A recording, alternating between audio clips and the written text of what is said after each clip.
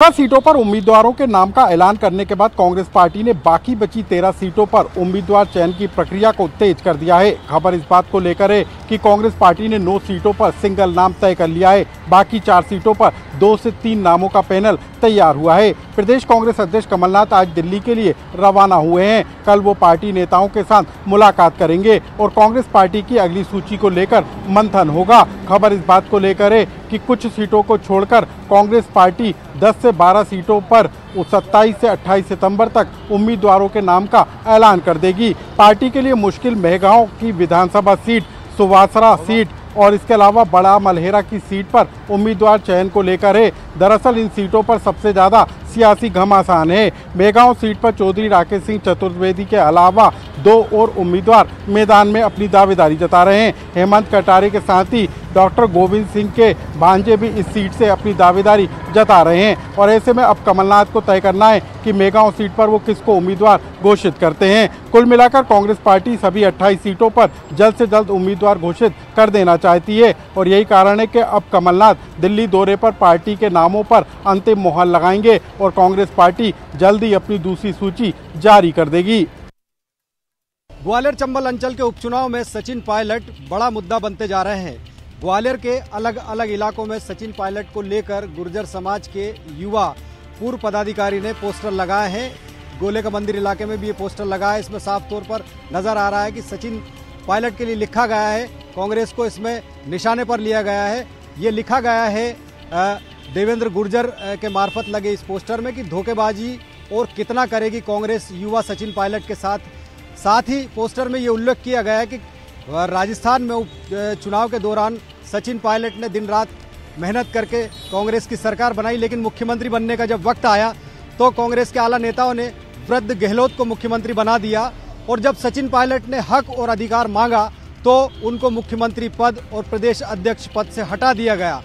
साथ ही उनको नकारा कहा गया और इस पोस्टर में ये आह्वान किया गया कि गुर्जर स्वाभिमानी मतदाता कब तक इसको सहन करेगा और अब भी इन परिस्थितियों में कांग्रेस को गुर्जर मतदाताओं के वोट चाहिए। हम आपको बता दें कि ग्वालियर चंबल अंचल की 16 विधानसभा सीटों पर गुर्जर मतदाता भारी तादाद में, यही वजह है कि अब कांग्रेस के लिए सचिन पायलट प्रचार करने के लिए आ रहे हैं। तो वहीं सिंधिया समर्थक भाजपाई नेता सचिन पायलट को कांग्रेस से दूर रहने की नसीहतें इन पोस्टरों के जरिए दे रहे हैं। तो माना जा रहा है कि उपचुनाव में सचिन पायलट को लेकर पक्ष और विपक्ष के इस तरह के कई बयान और पोस्टर नजर आते रहेंगे। कर्ज माफी को लेकर मध्य प्रदेश में सियासत गरमाती जा रही है। विधानसभा में कर्ज माफी को लेकर आए जवाब के बाद अब पूर्व मुख्यमंत्री कमलनाथ ने मुख्यमंत्री शिवराज सिंह चौहान पर निशाना साधा है। कमलनाथ ने शिवराज पर निशाना साधते हुए कहा कि मैंने सोचा था 15 साल बाद शिवराज जी ने सबक सीख लिया होगा, लेकिन ये लोग झूठ बोलने से बाज आने वाले नहीं हैं। 15 महीने से ये लोग कह रहे हैं कि कर्ज माफ नहीं किया गया, जबकि हमने कहा कि हम कर्ज माफ कर रहे थे और हमने कर्जा माफ किया था। पात्र लोगों को हम कर्ज माफी का फायदा दे रहे थे। इस दौरान कमलनाथ ने ज्योतिरादित्य सिंधिया को भी लपेटे में लेते हुए कहा कि बीजेपी वालों ने बहुत जल्दी ही सिंधिया जी को भी झूठ बोलना सिखा दिया है। कमलनाथ ने कहा कि खुद सरकार के मंत्री विधानसभा में ये कह रहे हैं कि कर्ज माफ किया गया है। उन्होंने संबल योजना को लेकर भी शिवराज सरकार पर निशाना साधा। कमलनाथ ने कहा कि संबल योजना को लेकर भी झूठ बोला जा रहा है। हमने नया सवेरा योजना के नाम से फर्जी लोगों को बाहर करने का काम किया था, लेकिन बीजेपी वाले मीडिया और झूठ की राजनीति करते हैं। कृषि बिल को लेकर कमलनाथ ने कहा कि आज तक एक भी कदम मोदी सरकार ने किसानों के हित में नहीं उठाया। सबसे ज़्यादा किसानों की आत्महत्या मोदी और शिवराज सरकार के दौरान ही हुई।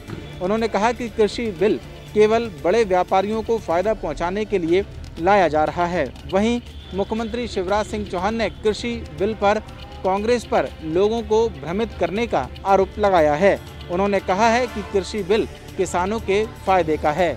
अब देखना ये है कि कर्ज माफी का ये मुद्दा आखिरकार आने वाले विधानसभा के उपचुनाव में कितना जनता पर असर डालता है। मध्य प्रदेश में कोरोना के बीच बीजेपी और कांग्रेस ने उपचुनाव को लेकर अपनी पूरी ताकत झोंक दी है। दोनों ही पार्टी प्रचार प्रसार में किसी भी तरीके की कमी नहीं छोड़ना चाहती है। बीजेपी 25 सितंबर को दीनदयाल की जयंती के मौके पर 28 उपचुनाव सीटों पर महाजनसंपर्क अभियान की शुरुआत कर रही है।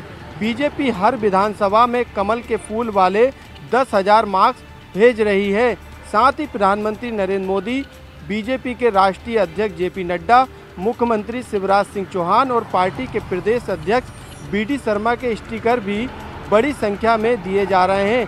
बीजेपी की तरह ही कांग्रेस पार्टी भी 28 सीटों पर मास्क बांट रही है।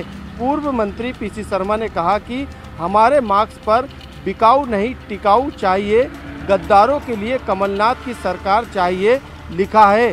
कर्ज माफी को लेकर जनता के बीच पर्ची और पंपलेट बांटे जाएंगे। उन्होंने ये भी कहा कि कांग्रेस 15 महीने की उपलब्धि और बीजेपी के घोटालों को लेकर भी जनता के बीच पंपलेट बांटेगी। दोनों ही पार्टी प्रचार प्रसार के अलग अलग माध्यमों से जनता के बीच जा रही है, लेकिन जनता तय करेगी कि उसे किसके साथ जाना है।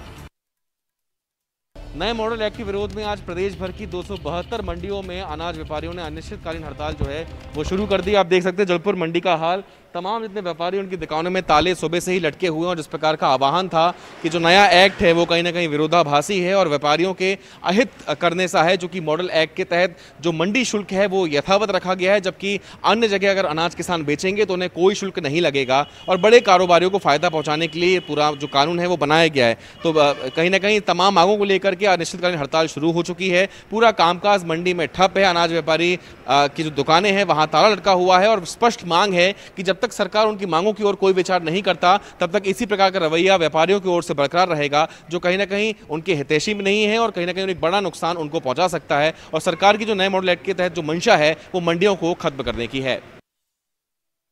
इंदौर में एक बार फिर रिश्तों को शर्मसार कर देने वाली घटना सामने आई है। भंवरकुआ थाना इलाके में एक चाचा ने अपनी 7 वर्षीय मासूम भतीजी को मौत के घाट उतार दिया। पुलिस ने आरोपी को गिरफ्तार कर लिया है। दरअसल बुधवार शाम भंवरकुआ थाना इलाके में ही मुख्यमंत्री शिवराज सिंह चौहान का दौरा था और इसी इलाके में शाम के वक्त एक परिवार ने अपनी 7 वर्षीय मासूम के घर से गायब होने की रिपोर्ट दर्ज करवाई थी। शिकायत मिलते ही पुलिस हरकत में आई और इलाके के सीसीटीवी खंगालना शुरू कर दिया।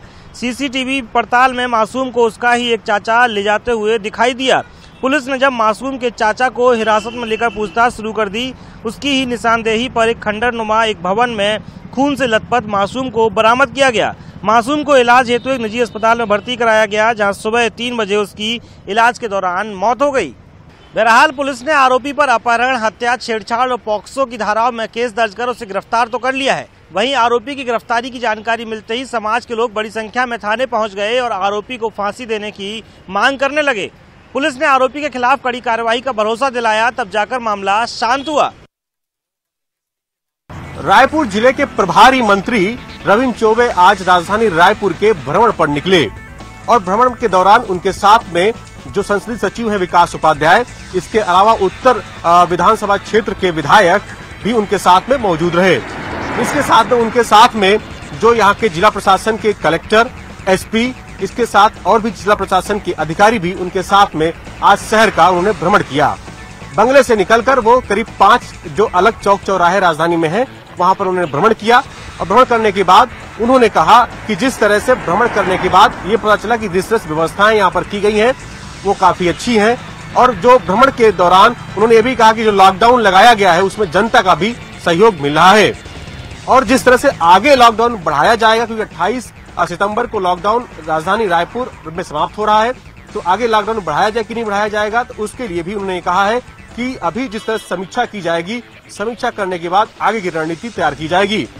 लेकिन ये जरूर है कि जिस तरह से रविंद्र चौबे जो प्रभारी मंत्री हैं वो निकले राजधानी रायपुर में भ्रमण किया, उसके बाद में जो नजारा था वो भी देखने लायक था कि उनके निकलने के बाद जिस चौराहे पर उन्होंने मीडिया से बातचीत की, उसके बाद उस चौराहे पर भी जो लोगों की आवाजाही जो है वो बढ़ी हुई है, वहां पर किसी प्रकार को नियंत्रण नहीं है। पुलिस जांच के जो अधिकारी हैं वहां पर वो नजारा दिखे।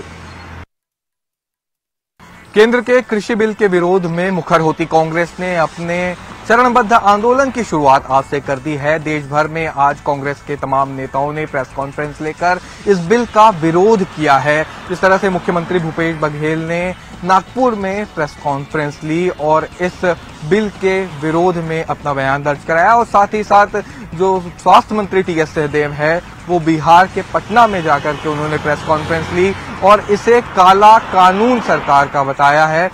छत्तीसगढ़ में ये प्रेस कॉन्फ्रेंस जो है वो प्रदेश प्रभारी पी.एल. पुनिया ने ली और साथ ही साथ इस प्रेस कॉन्फ्रेंस के दौरान कृषि मंत्री रविंद्र चौबे और पीसीसी अध्यक्ष मोहन मरकाम भी शामिल हुए। इसके साथ ही साथ 29 नवंबर को एक बड़ा आंदोलन होगा। राजीव भवन से पदयात्रा करते हुए राजभवन तक जाएंगे तमाम प्रदेश के कांग्रेस कार्यकर्ता और राष्ट्रपति के नाम वहां पर ज्ञापन सौंपा जाएगा।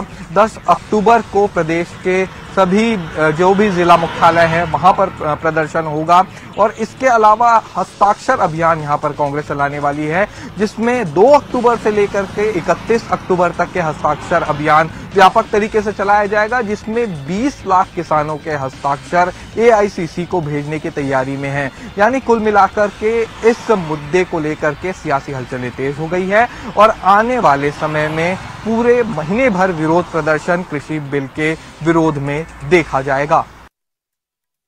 दुर्ग जिले में बढ़ते संक्रमण के मद्देनजर अब दुर्ग जिले को पूर्णतः कंटेनमेंट जोन घोषित किया गया। इसके तहत में 24 तारीख की आज सुबह से मतलब 5 बजे से ये जो पूर्णतः लॉकडाउन चालू हुआ है जो 30 सितंबर तक रहेगा। तो इस तरह से एक सप्ताह का बड़ा लॉकडाउन लगाया गया है ताकि ये कोरोना संक्रमण को रोका जा सके। इसके तहत में जो दुर्ग जिला प्रशासन ने है वो मॉर्निंग वॉक और इवनिंग वॉक दोनों पर ही प्रतिबंध लगा दिया है। मतलब अब इवनिंग और मॉर्निंग वॉक दोनों नहीं हो पाएंगे, लोग घरों से बाहर नहीं निकल पाएंगे। जिला प्रशासन द्वारा बार बार ये अपील की जा रही है कि लोग अपने घरों पर रहें और सुरक्षित रहें। इसके साथ साथ जो है लोगों को जागरूक करने के लिए तरह तरह के अभियान चलाए गए हैं। शहर के जो खास चौक चौराहे हैं वहाँ पर भी पुलिस बल तैनात किया गया है और लोगों की जो आवाजाही हो रही है उस पर नज़र रखी जा रही है, लोगों से पूछताछ की जा रही है ताकि वो किसी भी तरह से लोग अपने घरों से बाहर ना निकल पाए। तो इस तरह से एक बड़ा लॉकडाउन दुर्ग जिले में लगाया गया है। 24 से 30 तक ये रहेगा। महासमुंद जिले में लगातार बढ़ते कोरोना के मामले को लेकर एक बार फिर जिला प्रशासन ने जिले में टोटल लॉकडाउन घोषित कर दिया है। 23 सितंबर की मध्यरात्रि से यह लॉकडाउन लगाया गया है जो कि 30 सितंबर की मध्यरात्रि तक जारी रहेगा। पूरे जिले को कंटेनमेंट जोन घोषित करते हुए कलेक्टर ने जिले में धारा 144 प्रभावशील कर दिया है। इसके अलावा जिला प्रशासन पूरी सख्ती के साथ इस लॉकडाउन को पालन कराने वाला है। आपको बता दें कि आज लॉकडाउन का पहला दिन है और लॉकडाउन का खासा असर जिला मुख्यालय सहित पूरे जिले के ब्लॉक में देखने को मिल रहा है। लोग स्वतः ही लॉकडाउन का पालन करते हुए नजर आ रहा है। यही कारण है कि विभिन्न व्यापारिक प्रतिष्ठानें जहां एक ओर बंद है वहीं सड़कों पर सन्नाटा पसरा हुआ है। कोरोना की बात करें तो कोरोना के संक्रमण के मामले में महासमुंद जिले में अब तक 2244 कोरोना के पॉजिटिव केस सामने आ चुके हैं, जिसमें से 1131 केस ऐसे हैं जो ठीक हो चुके हैं, तो वहीं 1113 केस अभी भी एक्टिव है। वहीं कोरोना के चलते अब तक 31 लोगों की मौत भी हो चुकी है। 21वीं सदी के भारत के विकास की हकीकत, जी हाँ, जहाँ आज भारत देश के अंदर हाई स्पीड ट्रेनें और बुलेट ट्रेन को चलाए जाने की कवायद तेज कर दी गई है, वहीं मध्य प्रदेश के बड़वानी जिले की विकास की हकीकत देखकर आप भी हैरान हो जाएंगे। बड़वानी जिले के दूरस्थ ग्राम पाटी और पानसेमल के कई गांव ऐसे हैं जहां आज भी मरीजों को और प्रसूता महिलाओं को इलाज के लिए जब गांव से लेकर स्वास्थ्य केंद्रों तक ले जाना होता है तो उन्हें झोली बनाकर उस झोली में लेटा करके स्वास्थ्य केंद्रों तक पहुंचाया जाता है। यही नहीं, वो भी दुर्गम पहाड़ी रास्तों से गुजरते हुए, जहां पर मरीज को बड़ी मुश्किल से एक दूसरे से के कंधे पर डालकर ले जाया जाता है। यही नहीं, सड़कों के साथ साथ वहां पर पुलियाओं की भी व्यवस्था नहीं है, जिसके चलते भारी बारिश होने की स्थिति में कई बार मरीज स्वास्थ्य केंद्रों तक नहीं पहुंच पाते और ऐसे में उनकी मृत्यु तक हो जाती है। ये सारी हकीकत उन क्षेत्रों की है जहां से मध्य प्रदेश के पशुपालन मंत्री प्रेम सिंह पटेल, राज्यसभा सांसद सुमेर सोलंकी और लोकसभा सांसद गजेंद्र पटेल के गृह ग्राम है। अगर यही विकास के दायरों को तय कर ले तो शायद इन गांवों में अब तक सड़कें होती, इन गांवों में अब तक एम्बुलेंस पहुंच चुकी होती, लेकिन आज भी ये गांव मूलभूत सुविधाओं की बाट जोह रहे हैं। आज भी इन गांवों में सड़क, बिजली और स्वास्थ्य की सुविधाएं नहीं पहुंच पाई।